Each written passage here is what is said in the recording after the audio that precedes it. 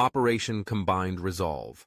In a world where hybrid warfare, disinformation, and rapid force deployment dominate the modern battlefield, NATO knew it had to transform from a reactive alliance to a proactive force capable of fighting and winning across multiple domains.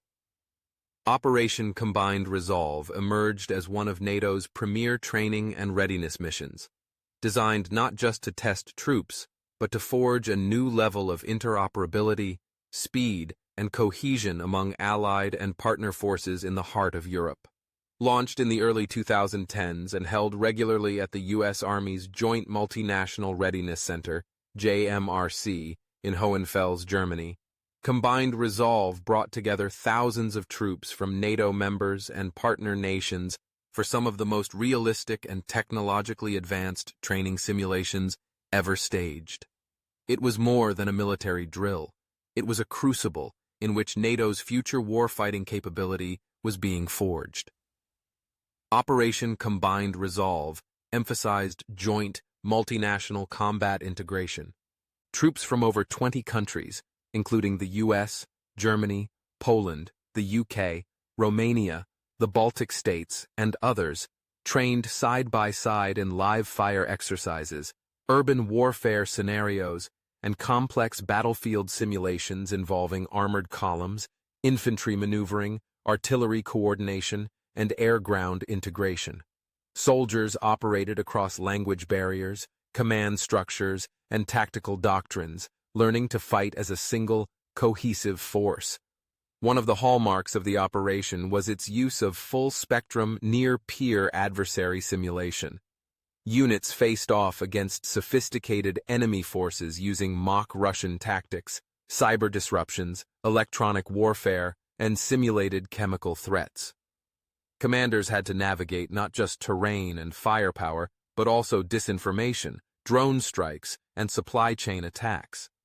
This was modern warfare, unpredictable, multidimensional, and fast. Operation Combined Resolve was also a technological proving ground.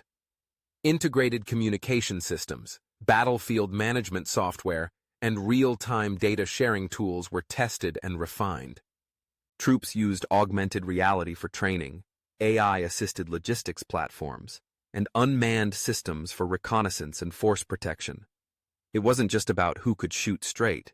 It was about who could think faster and respond smarter. The mission had enormous strategic value. It reassured Eastern European members like Poland and the Baltic states that NATO's Article 5 guarantee wasn't theoretical.